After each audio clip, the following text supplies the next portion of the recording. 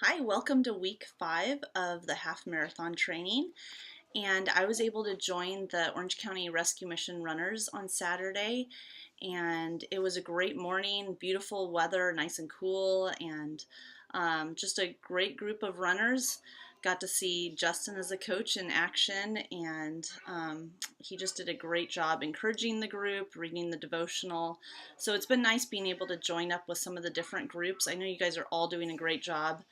Um, I've seen one of the coaches sends out emails to the people on her group each week and has a Bible verse and encouragement. Another coach is doing a word of the week.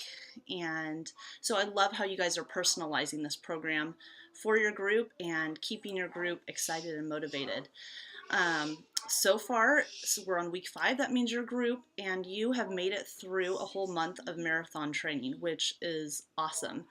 That's something to congratulate your runners on. And at this point, we don't want people dropping. They've invested in a month. They can totally make it the whole program.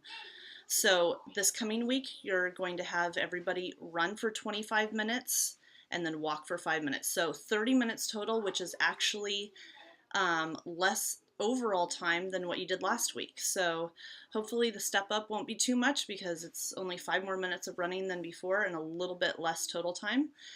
And then the following week it'll be really exciting because there won't be any more walking. It will just be on to running. Sorry. This week, something to focus on with your runners is something that all good athletes employ, and it's called visualization. And I can tell you, I don't know if you know, but I was a high school and college tennis player. And actually, my high school tennis coach, he was an awesome coach, and something that he had us do, and as high schoolers, we felt super silly doing it, but he sent us all out to our own tennis courts and told us to play a tennis match. Didn't give us a ball, we had our rackets, and he told us our opponents were just in our minds, and we had to play a set of tennis with no ball and play out every point, visualize exactly what we were doing, actually move and work our body in those positions. And then he wanted us to report the scores to him. And it was kind of a funny thing, but at the same time, you're training your body, you're training your mind, your body on what to do. And for runners, it's the same sort of thing. You want to visualize what it's going to feel like, because there's a certain point where physical can only take you a certain distance, and it can only get you so far. And a lot of the battle, for all of you guys that are coaches, you know this, a lot of the battle on finishing a race is the mental. And so we want our participants, our runners, to start employing their mental to get them through the race. And now is a good time to start with them talking about just when it starts getting tough, can you push yourself through it? And hopefully they have some tough training days, and talk to them about that. Hey, today was a really tough training day. I know you really struggled. And let's work through it. And when you work through it, that encourages you that when it gets tough in a race, you're going to be able to push through that. You may even want to, those of you that have done the Long Beach Half Marathon, you know what the race is like.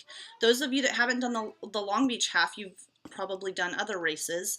And start prepping them, because a lot of these guys have never done a race before. Maybe those of you that have returners, have them stand up in front of the group and say, hey, this is what it's like when you get out there race morning. You've got a whole bunch of people all packed into a space. They sing the national anthem. People go off in groups. This is what you're going to feel like. You might be excited. You might be really nervous. You might have to go to the bathroom. Start prepping those things so that people can start thinking through it, because they have no concept of doing prior races. And so you can even actually go on the Long Beach website if you don't know the course, and it talks you through the course. Just a little brief bit is, you pass the Ferris wheel, you go over a bridge, so it's a little bit of going up and over. You go by the Queen Mary, you go near the aquarium, you're going to run on a boardwalk next to the beach. And giving all of those kind of things and telling them what you may experience during the race will give them a mental picture. And then, you know, what they really should do is be able to think through, okay, this is what it feels like for me to run over the bridge. This is what it feels like for me to stop at a water station. This is what it feels like to cross the finish line, and have them visualize that, because that will get them through. And that will just get them excited, help them. So that's what we're going to focus on this week. If you could maybe briefly talk about that with your runners, maybe do a little bit each day, talking through different parts of that, that would be great. And hopefully they're starting to see that this carries on to other areas of their life. You know, things will get tough. Life is tough, and it's not what happens to you in life, it's how you deal with it. Actually, Chuck Swindoll, has a quote where he says, life is 10% what happens to you and 90% how you respond to it. So much of this mental battle with running carries on into life. And you guys, I think, as coaches, are going to be really awesome in their lives. They're looking up to you. You guys are encouraging them. Hopefully they're telling you a little bit about their lives, and this is just a way that you can kind of tie it in to their lives. And yeah, I would love to hear stories. You guys have some awesome stories that you hear more of than I do, so if you can share those stories with me, encourage each other. And we're looking forward to week 5. Get it done and have a great week.